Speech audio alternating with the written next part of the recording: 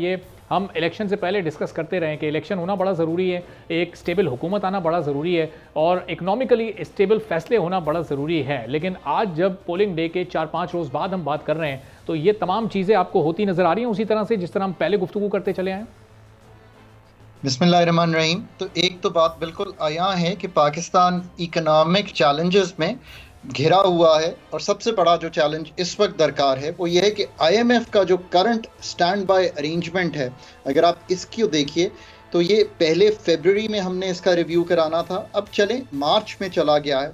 और I think IMF ये उम्मीद कर रही है कि इनकमिंग गवर्नमेंट के साथ इसका आखिरी रिव्यू कराया जाए ताकि ये प्रोग्राम जो है आई होप के क्लोज होगा और हम ये अरेंजमेंट जो है इसको 9 माह का पाए तकमील तक पहुंचाएंगे।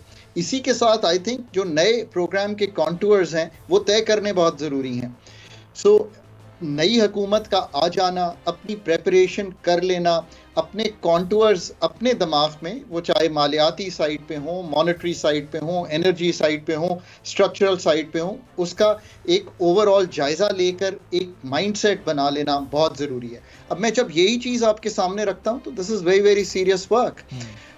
इस वक्त जो सूरत हाल है उसमें ऑब्वियसली एक टाइम पीरियड है अनसर्टनिटी का ऑफ अ गवर्नमेंट फॉर्मेशन, और पाकिस्तान की अवाम ने जो इस वक्त मैंडेट दिया है वो ऑब्वियसली एक बात तो आया है ना कि एक स्प्लिट मैंडेट है और एक कोलिशन सामने आना है, वो जिन पार्टीज़ का भी आए। पर एक बात इसमें पॉजिटिव भी है, वो ये है कि जो फेडरल गवर्नमेंट में हुकूमत बनाएंगे वो ही, चाहे केपीके में हो, चाहे पंजाब में हो, चाहे सरहद में सिंध में हो या बलूचिस्तान में हो, they will have government there also. So ऐसा नहीं है कि ये कोलिशन जो बनेगा उसकी नीचे स्ट्रेंथ नहीं होगी। सो आई एम रियली होपिंग कि अब ये सारे पॉलिटिशियंस मिलकर ये पहला जो इकोनॉमिक चैलेंज है इसको ओवरकम करेंगे। फिर दूसरा इकोनॉमिक चैलेंज जो बहुत बड़ा आपके सामने आ रहा है वो ये है कि एक बजट बनाना है। बजट रवायती नहीं हो सकता। ये मैं क्यों कहता हूँ, देखिए अगर आप 7-7.5% के खसारे यानी कि 8-8.5 हज़ार अरब की बोरोइंग करेंगे जो इस साल कर रहे हैं आपने पहले 6 माह में 4,000 अरब की बोरोइंग की है, तो इन्फ्लेशन भी नीचे नहीं आएगी और पाकिस्तान का डेट भी बढ़ेगा।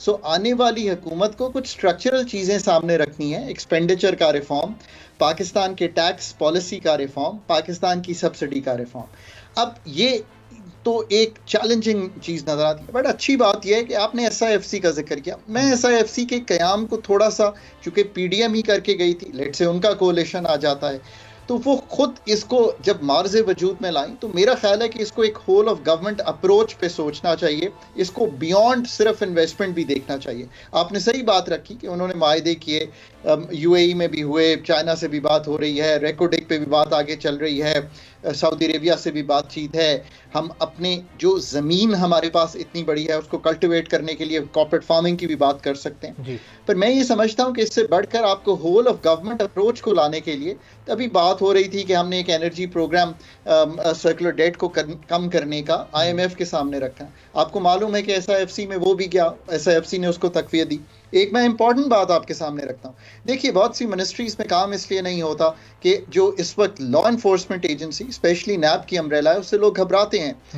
SIFC के जो फैसले हैं चूँकि वो एक होल ऑफ गवर्नमेंट के हैं और वो NAB में चैलेंज नहीं हो सकते, so that gives more credibility for the people to go and take decisions SIFC की अम्ब्रेला में।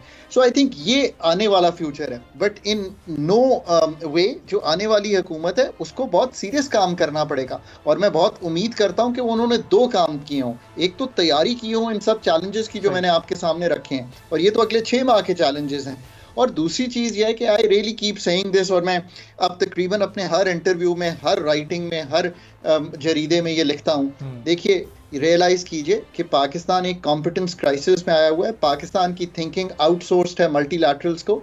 खुदारा अपनी थिंकिंग बनाइए, खुदारा अपने प्रोफेशनल्स एनर्जी के, प्राइवेटाइजेशन के, इन्वेस्टमेंट के और फाइनेंस के लाइए। और अंडर डॉक्टर साहब ये जो हमारे पास्ट 2 एक्सपीरियंस हुए हैं, पिछले एक PDM गवर्नमेंट और एक पाकिस्तान तहरीक इंसाफ की गवर्नमेंट, वो दोनों चूंकि कोलिशन बेस्ड ही थे और एक बार फिर हम कोलिशन की तरफ जा रहे हैं स्प्लिट मैंडेट की वजह से, तो वो दोनों अदवार उन पर भी ज़रा आप कमेंट कीजिएगा। क्या फाइनेंशियली वो डिज़ास्टर थे और अगर ये तीसरा कोलेशन सेटअप हम देखेंगे तो पाकिस्तान की इकोनॉमी के जो बेसिक इश्यूज़ हैं वो अपने हल की तरफ जाएंगे, चूँकि फिर कोलेशन गवर्नमेंट में यही होता है आपको एक दूसरे को साथ लेकर चलना पड़ता है, और जो पाकिस्तान में तो खासा मुश्किल रहता है हमेशा।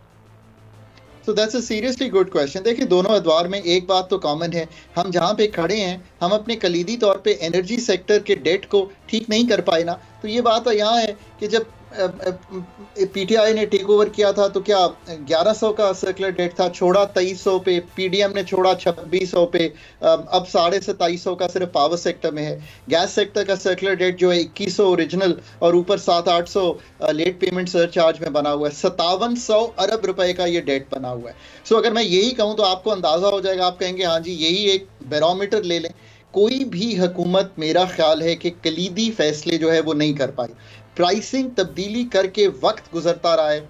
आईएमएफ की मरहम पट्टी वो भी हाफ हार्टेड, पिछला प्रोग्राम इनकम्प्लीट छोड़ दिया, अभी ये प्रोग्राम का आखिरी रिव्यू बाकी है। पाकिस्तान जो डीप स्ट्रक्चरल काम है वो नहीं कर पाता। वो क्यों नहीं कर पाता? इसकी दो वजूहात हैं। पहली वजह यह है कि कोलिशन में सबको साथ लेके चलना पड़ता है, सो वो जो डिसीजन होता है वो मुश्किल डिसीजन होता है, और मैं समझ सकता हूँ इस बात को।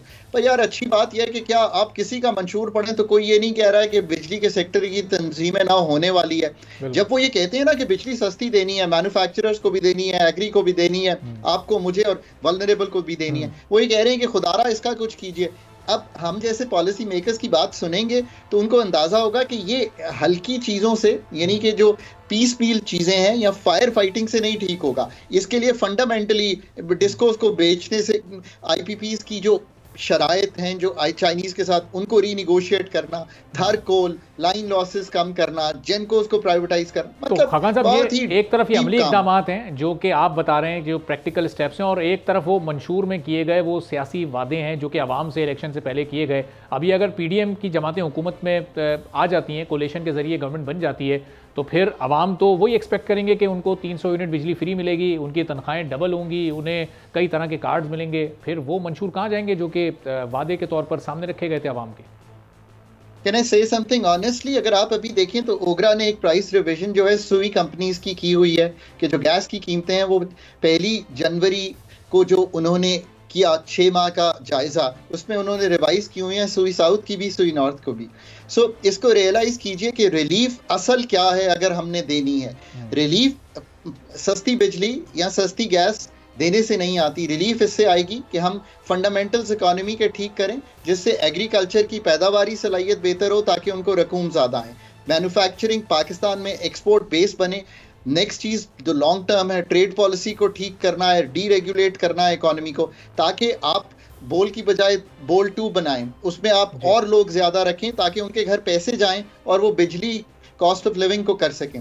कॉस्ट ऑफ लिविंग की कुछ रिलीफ मैं समझता हूँ दी जा सकती है, क्योंकि ऑफ कोर्स पॉलिटिकल स्लोगनरिंग में और जो वादे हुए हैं उनको कुछ पूरा भी करना है। उसका तरीका ये है कि 467 अरब रुपए की हम बेनज़ीर इनकम सपोर्ट प्रोग्राम की सब्सिडी देते हैं, उसको बढ़ा के 600, 650, 700 कर दीजिए। सो कुछ तो इस तरह संभालिए। पर खुदारा जो कलीदी फैसले हैं इकोनॉमी के, इन्फ्लेशन डबल डिजिट्स में 2 साल से चल रही है, 20-25% इन्फ्लेशन थी, फिर 20-25% आ रही है एवरेज। ग्रोथ रेट पिछले साल 0 था, इस साल 2-2.5% से ऊपर ग्रोथ नहीं होनी। करंट अकाउंट को संभालने के लिए हमने इंपोर्ट रोकी हुई है। बड़े कलीदी फैसले करने की जरूरत है। बहुत बहुत शुक्रिया डॉक्टर खाका नजीब साहब। सब्सक्राइब करें और बेल दबाएं ताकि कोई खबर रह न जाए।